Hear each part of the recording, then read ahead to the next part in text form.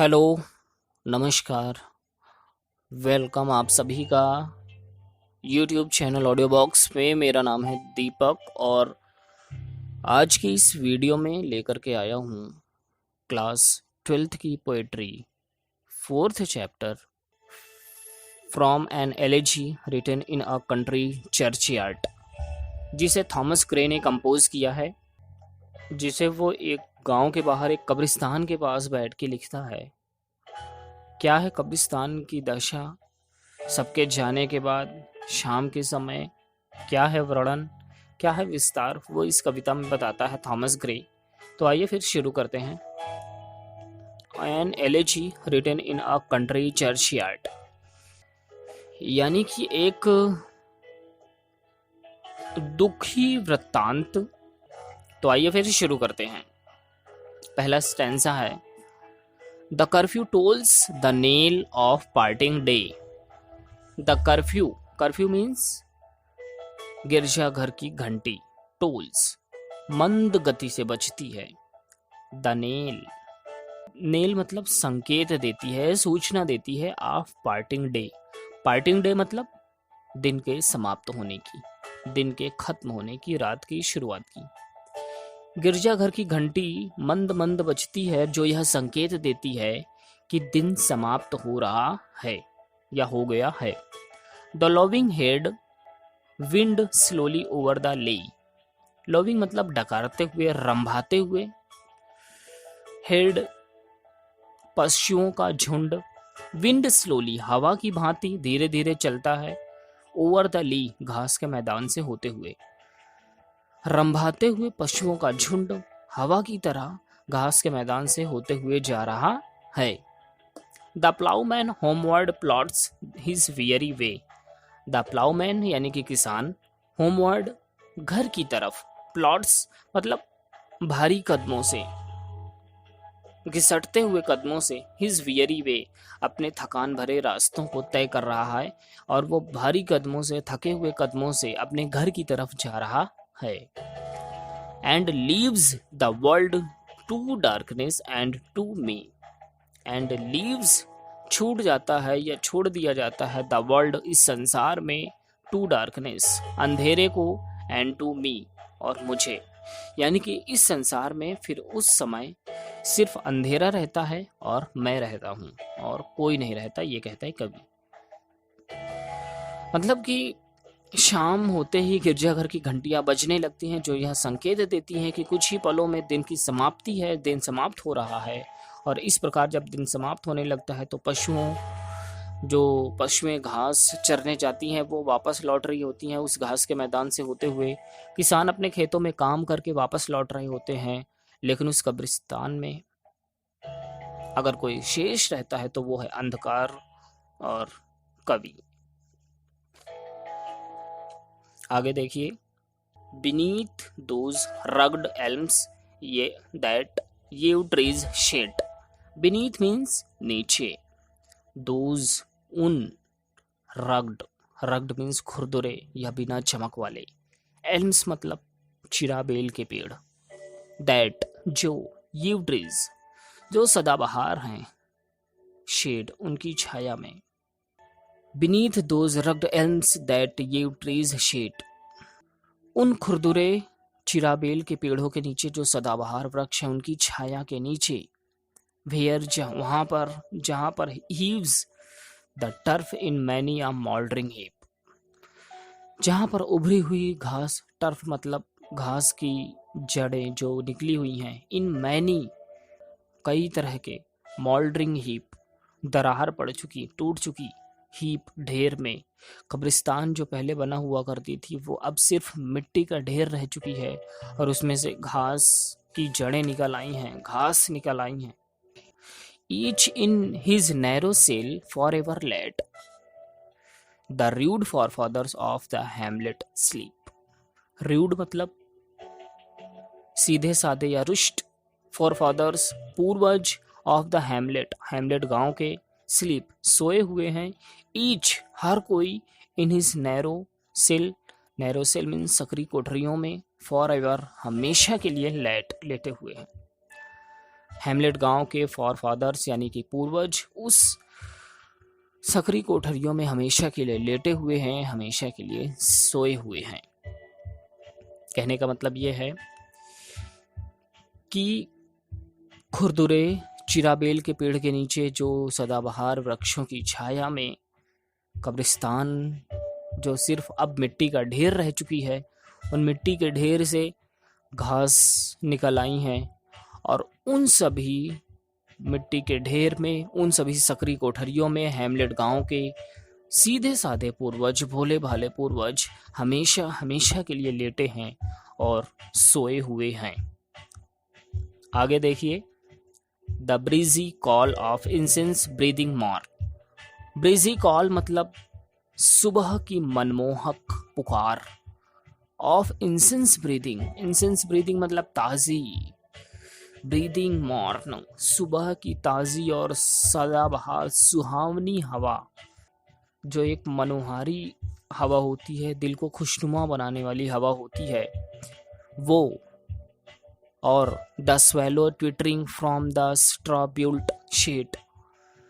Swallow means अबाबील, twittering चहचहाना, from the straw built, straw built मतलब तिनकों से बना हुआ शेड छाया यानी कि घोंसला, तिनकों से बने घोंसले, अबाबील के घोंसलों से आती हुई चहचहाहट की आवाज। The cocks shrill clarion, cocks मतलब मुर्गे की, श्रिल तीखी, क्लैरियन बांग सुबह की गूंज बांग, और द इकोइंग हॉर्न, इकोइंग मतलब गूंजती हुई, हॉर्न शिकारियों की बिगुल, या फिर मुर्गे की सुबह की बांग, या फिर शिकारियों की बिगुल की आवाज, गूंजती हुई आवाज। नो मोर शैल राउस, कोई नहीं उठा पाएगी, ना कोई उठाएगी, देम उन्हें, फ्रॉम देयर लवली बेड, उनके प्यारे बिस्तर से। मतलब सुबह की मनमोहक या ताज़ी हवा हो, या फिर अबाबील के घोंसले से आने वाली चहचहाहट की आवाज़ हो, सुबह सुबह मुर्गों की बांग हो, या फिर शिकारी के बिगुल की गूंजती हुई आवाज़ हो, कोई भी उन्हें उनके प्यारे बिस्तर से नहीं उठाएगी, उन पर कोई इसका प्रभाव नहीं होगा। वो अपनी कब्र में सदा सदा के लिए लेटे हुए हैं और हमेशा हमेशा के लिए सोए हुए हैं। आगे देखिए, let not ambition mock their useful toil. Ambition मतलब महत्वाकांक्षी या मेहनती लोगों को जो सक्षम है, मॉक मजाक उड़ाना, देयर यूजफुल टॉयल, यूजफुल मतलब उपयोगी, टॉयल मतलब परिश्रम। मेहनती या महत्वाकांक्षी लोगों को उनके उपयोगी परिश्रम का मजाक नहीं बनाना चाहिए, मजाक नहीं उड़ाना चाहिए। देयर होमली जॉयज, उनके होमली मतलब घर जैसे, साधारण से, जॉयज मनोरंजन का, एंड डेस्टिनी ऑब्स्क्यूर और उनकी अनजान किस्मत का। महत्वाकांक्षी लोगों को उनके उपयोगी परिश्रम का, उनके साधारण मनोरंजन का और उनके अनजान धुंधली पड़ चुकी किस्मत का मजाक नहीं बनाना चाहिए।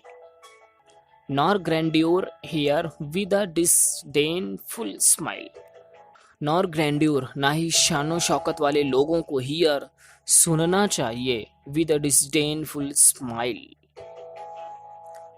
डिसडेनफुल स्माइल मतलब घृणा पूर्वक मुस्कान से। The short and simple annals of the poor, short मतलब छोटी, एंड सिंपल साधारण, एनल्स मतलब कथाएं, ऑफ द पुअर गरीबों की। ना ही शानो शौकत वाले लोगों को उन गरीबों की साधारण और छोटी कथाओं को घृणा भरी मुस्कान के साथ नहीं सुनना चाहिए। कहने का मतलब यह है कि जो अमीर लोग हैं, जो सक्षम हैं, जो महत्वाकांक्षी हैं, जो अपनी लाइफ में सक्सेस हैं, उनको गरीब लोगों के मेहनत का, उनके साधारण आनंद का, साधारण से मनोरंजन का, उनकी जैसे उनकी किस्मत रूठ गई हो, उनकी रूठी हुई किस्मत का मजाक नहीं बनाना चाहिए। और ना ही उन गरीबों की साधारण और छोटी कथाओं को घृणा भरी मुस्कान के साथ सुनना चाहिए।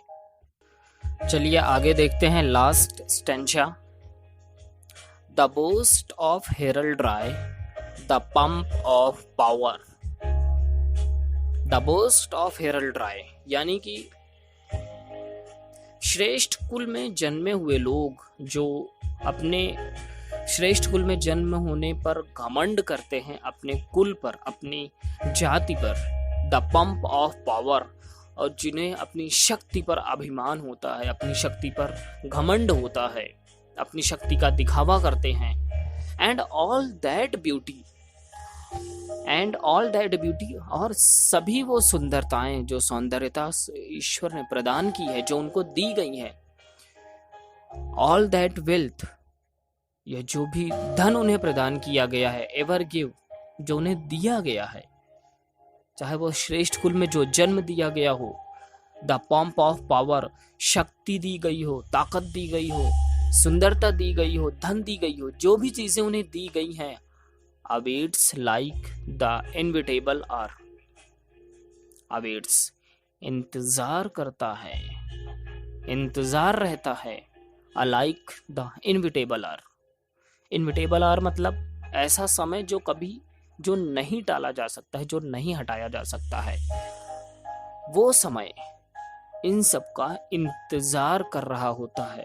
और एक समय के बाद the paths of glory lead, paths रास्ता, ऑफ ग्लोरी वैभव का, लीड आगे बढ़ता है।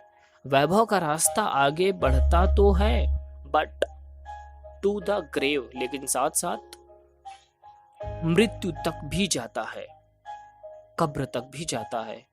कहने का मतलब यह है कि चाहे श्रेष्ठ कुल में जन्म लेने वाला व्यक्ति हो, ताकतवर व्यक्ति हो, सुंदर व्यक्ति हो, या फिर धनी हो, चाहे जैसा हो, सबकी मौत सबका इंतजार करती है।